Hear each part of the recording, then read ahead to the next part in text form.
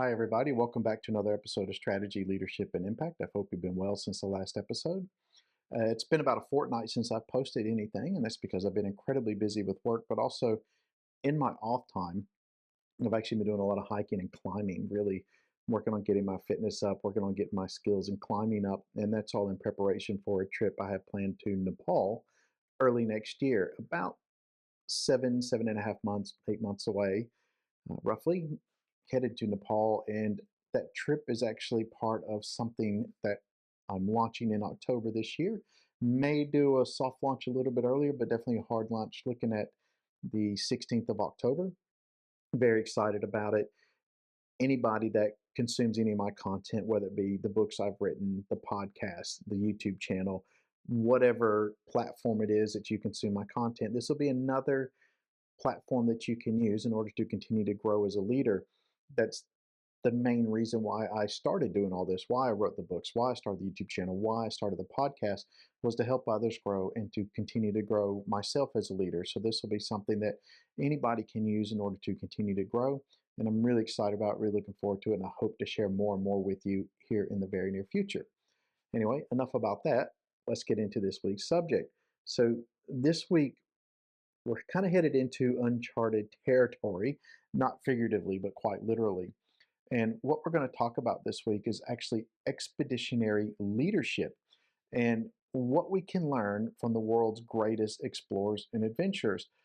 And the reason why I chose this topic is because I found that a lot of the books I read on leadership, they're not necessarily written about leadership. They're actually written about the great explorers or events and experiences that they've had while they're out exploring or adventuring, whatever you want to call it.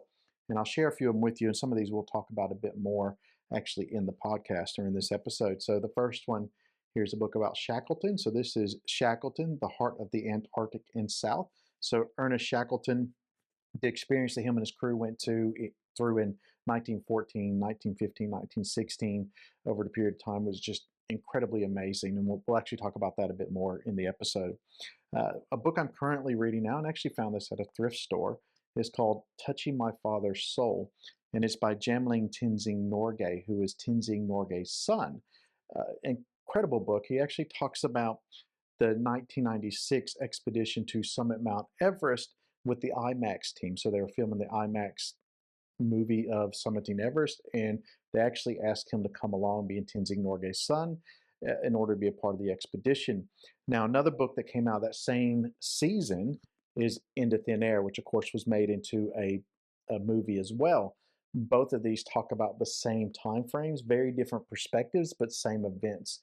And it's interesting listening to them talk about those events that they experienced during that time in 1996. Incredibly harrowing experience. So, and once I'm finished with that book, I'm going to dig into this. So it's called The River of Doubt by Candace Millard, something like that. So this is all about Theodore Roosevelt's journey into the Amazon in the early 1900s. Again, going into completely what that time was in the modern world, uncharted territory, so to speak. So with the expeditionary leadership, I think it's incredibly important to study them, to learn from them. So, because these aren't just survival stories, they are leadership case studies in their purest form. So, they're extreme environments. There's no certainty, there's no backup plan, and yet people still followed, trusted, and achieved greatness through these events. So, and whether you're leading a team through some sort of organizational change that could be scaling your business, navigating personal adversities. There's something in their stories for everybody out there, regardless of what kind of leader you are and where you're leading from and the size team that you have. So let's start first with Sir Ernest Shackleton, and he's the one that I mentioned first in the book. So the 1914 Endurance Expedition, so they aimed at crossing Antarctica on foot, which is pretty ambitious and dangerous even today, but ultimately they found it to be impossible in that time. And the reason why is the ship, the Endurance, was trapped and destroyed by ice, and they were hundreds of miles from any civilization. So, and the remarkable thing is that Shackleton's leadership didn't collapse when the mission did.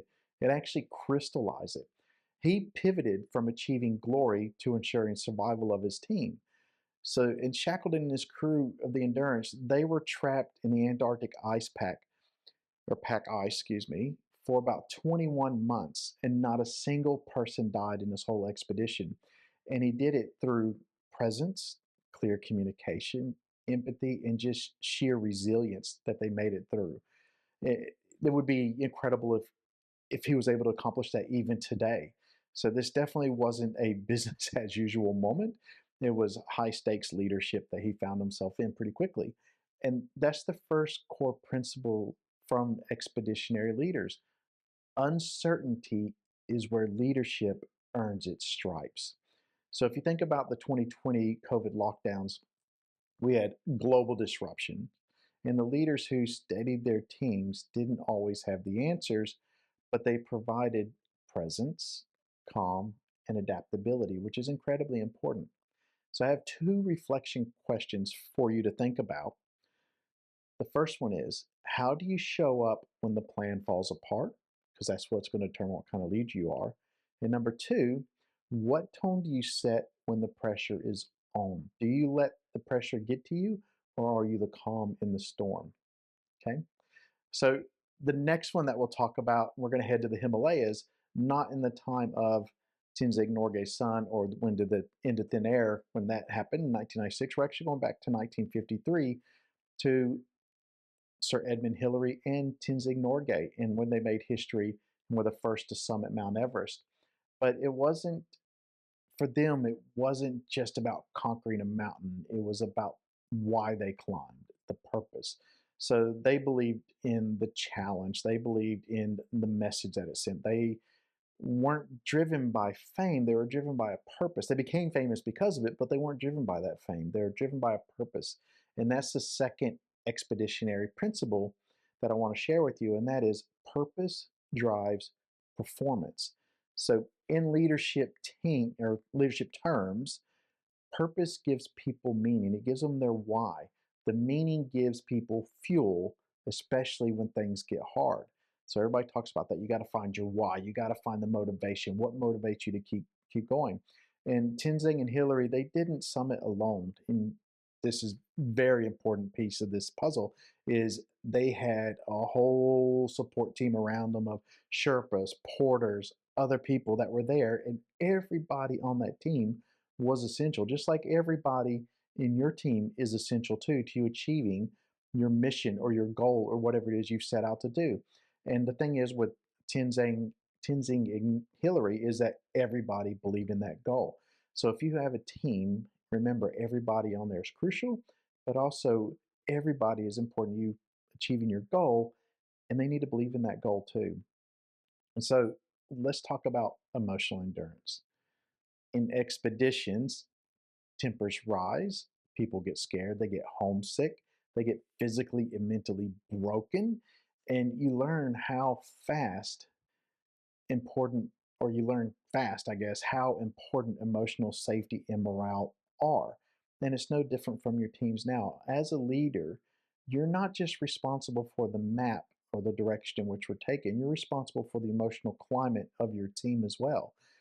You got a team going through a restructure, for example, or budget cuts, really tight, really lean times, their Everest might be just getting through the next quarter or the next month, whatever it might be. And your job is to help them believe there's something worth climbing for or to keep focusing for at the end of that journey. So, couple questions I have for you here, reflection questions. So, the first one is, what's your team's purpose? Is it clear? Is it compelling? And the next one is, do your people feel safe, seen, and supported? Very important. You need to be able to answer those. Now let's shift to Douglas Mawson. So, an Australian explorer who survived probably one of the most brutal solo journeys in Antarctic history. I guess Antarctic keeps coming up a lot here, but might be because I live so close to it. Here in Tasmania, we actually have the Australian Antarctic Division based in Hobart. So Mawson lost both his teammates and nearly all of his supplies, yet he kept going. He traversed hundreds of kilometers alone. So he was starving, he was frostbitten, he was hallucinating, but he survived. Why? Because he adapted. He improvised a sled from spare wood. He changed his rations and how he was eating. He adjusted his pace. And most importantly, he kept moving. He didn't stop. And adaptability isn't optional, it's vital.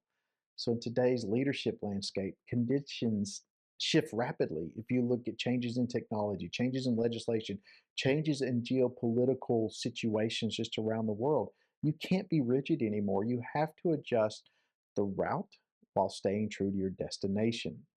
So, and then that brings up another point around team dynamics. On expeditions, if one person underperforms, the whole team suffers. If someone cracks emotionally, others have to carry the weight. So, trust, psychological safety, and shared accountability, they're not just buzzwords, they're survival tools, and they are in modern business as well. You cannot afford to let your people go through these things or experience them. You have to look out for them. And expedition leaders, they actually often rotated roles whenever they were out leading. The leader one night might be cooking for the people on his team. The junior would navigate the next. The humility that they showed helped to build trust, which is why we have to do that as well as modern leaders. Simon Sinek kind of popularized this with his book, Leaders Eat Last. That's a military thing. The whole time I was in the US Army, that was a big deal.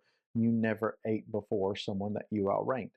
Leaders always eat last, and that's incredibly important to make sure that those that work under us are given the stuff first, that we allow them to go first. So, what does all this look like in business? So, it looks like a CEO who answer support tickets during crunch time. A manager who stays late to help on the front line, doesn't go home while his team's still working. A leader who admits, I don't have all the answers, but I'll find it with you. We're going to go on this journey of discovery together. Same thing, you start a big project. I don't know how we're going to get there, but we're going on this trip together and we're going to learn and we're going to figure it out because together we can. So, a couple more reflection questions in this area. The first one is, when did you last adapt to changing conditions? And then the second one is, do your team members trust you and each other?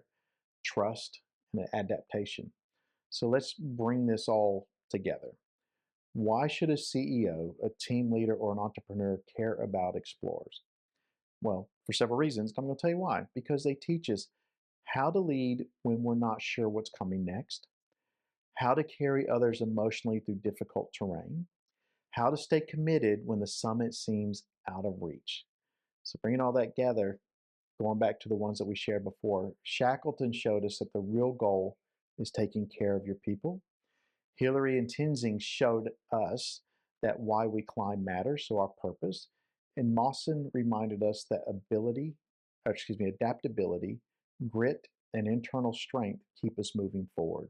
And we might not always have that internal strength. He was alone in his journey, but we're not alone most of the times in our journey. So our internal strength sometimes might falter, but we can rely on our team members to help us in order to keep going.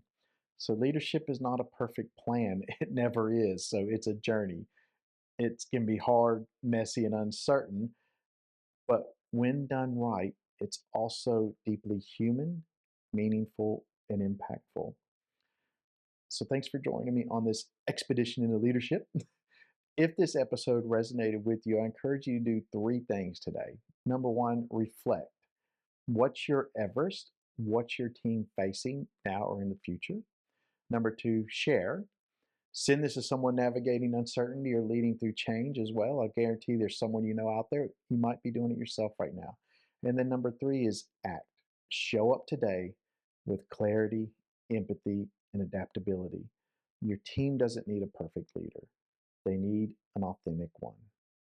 Anyway, if you've got feedback, stories, or insights you want to share with me, what are your thoughts on this? What do you think? Where have you experienced it? Where have you showed up for your team? Let me know. Send me an email at blakerepine@gmail.com. Connect with me on LinkedIn. Just search my name, Blake Repine. I'm the only one on there. So, anyway, take care and all the best. We'll talk again soon.